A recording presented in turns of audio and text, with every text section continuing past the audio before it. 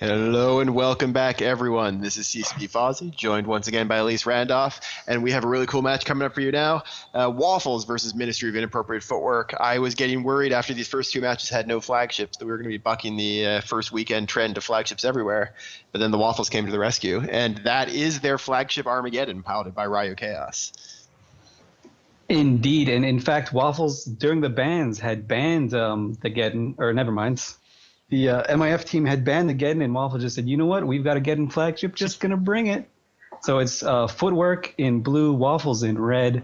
Footwork brought an undermanned team, but it's going to be a tough nut to crack. Waffles have a more traditional team with their flag Geddon, some Vexers, and they're just going to go to town right now.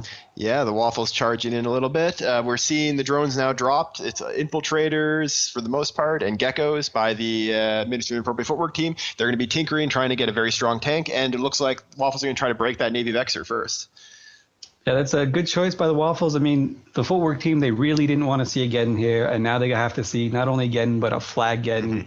So this is not going to be great for them. You can see the first Navy Vexer piloted by Grim starting to break now. You can see just a moment ago that control bar for Waffles went from not very full to extremely full, and that's when those Armageddon newts suddenly turned on the Proteus. They are going to be applying a lot of nuding power to the Proteus and making it much harder for him to keep all of his reps going. Yeah, with this amount of reps, the Waffles are splitting damage a little bit. Looks like the Footwork team has managed to get some of their drones onto Daniel in these Waffles Onirios. That's basically their only hope right here, is the whole tank. And never mind, they're shooting this Vexer instead. Yep. It's through the Onirios. They just don't Swiss Vexer. and the Vexer is down. Blood. That is a big kill. Anytime you can knock down DPS when you're flying these Tinker teams, it really, really helps relieve the pressure on your logistics. And a Vexer does a lot of DPS, so getting him off the field is an excellent choice. Yep, the Footwork team have damps on their EOSs, I guess, and they just threw the damps on the Onirios. The Onirios couldn't get in range fast enough. And wham bam. Now they're going to try Virus Pottage in the second Vexer and see if they can bring him down. He's got webs on him. He's got reps, but it doesn't look like it's going to be enough. Jeez, this is not looking too good for Waffles. These Vexers represent a huge amount of their DPS.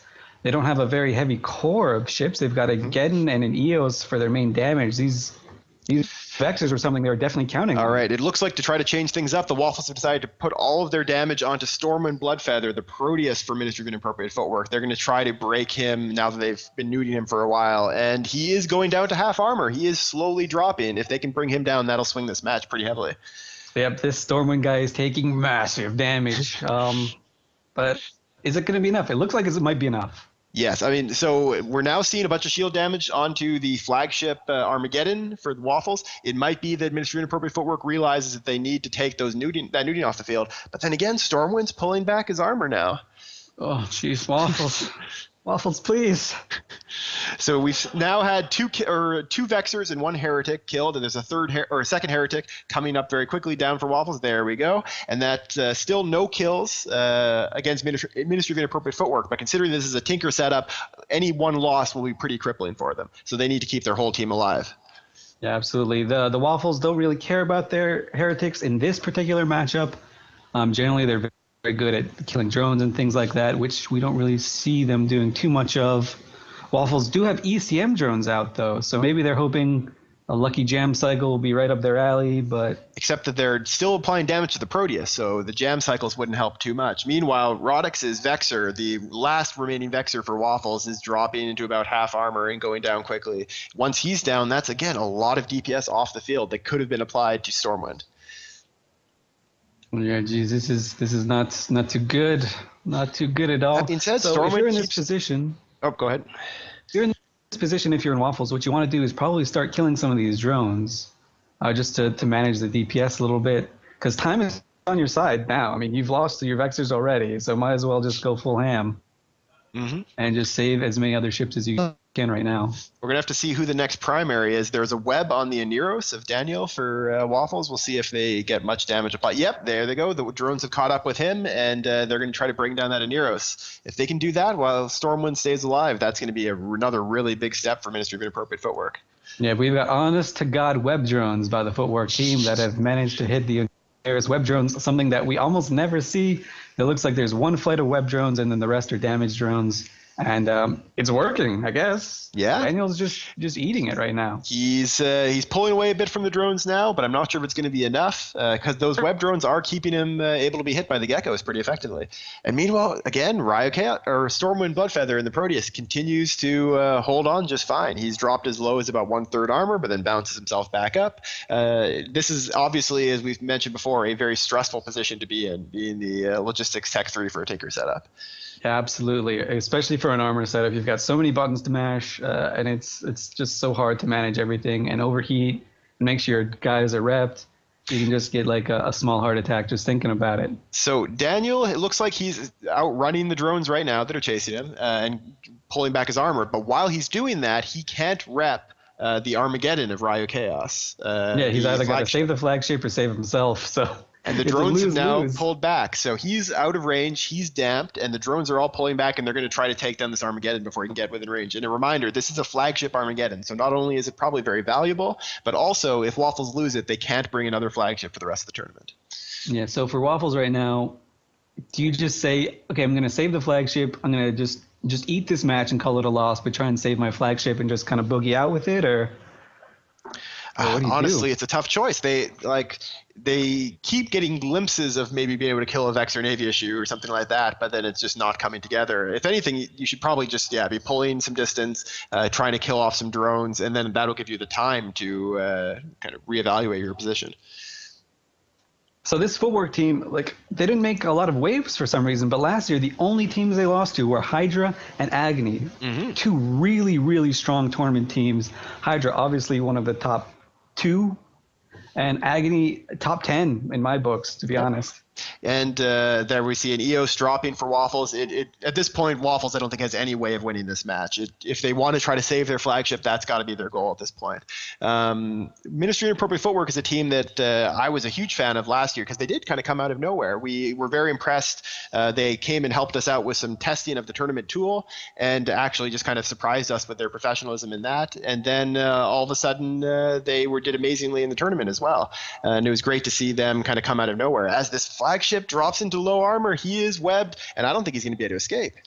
Yeah, I don't think so either. He's trying to motor out, but he's webbed. And it's not just web drones. He's got actual webs on him, I think, from the hostile team because he's in close. There he goes. That's the flagship gone for Waffles, and that's got to hurt.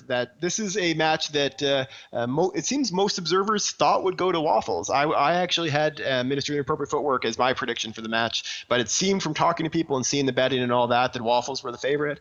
And Ministry of Inappropriate Footwork showing that, as now the Aneros dies as well, that they are here to hopefully repeat and even improve on their excellent performance from last year. Yeah, absolutely. And last year they were one of the few teams to make use of these Tinker sort of teams. We saw them used earlier in the tournament yesterday in day 1, and I don't think a single Tinker won a match. They didn't even get close. They were all 100-0 wipes. Well, this time they took an Underman team, they took a Tinker, they bucked all the trends, and they tried to ban again, they saw again, and they still managed to win. As the Heretic drops down now it's just a matter of time. God's Messenger and his EOS will be going down pretty soon, most likely, as all the damage moves to him. And Ministry of Inappropriate Footwork holding together. It'd be great to see a screenshot of the modules on that Proteus after the fight. I have a feeling that at the point he was being primaried, he had to overheat a lot of modules and keep himself absolutely. alive. If anyone's got Stormwind Bloodfeather's ear, just have him take a screenie, take a selfie, post it on Twitter. Hashtag heart attack.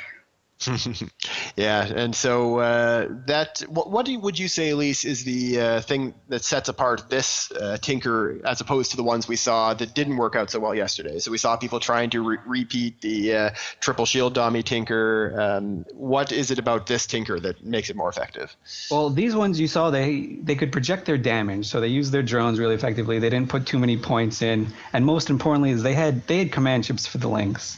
And not only did they have 1 command ship, they have 3 command ships, so that's 6 links.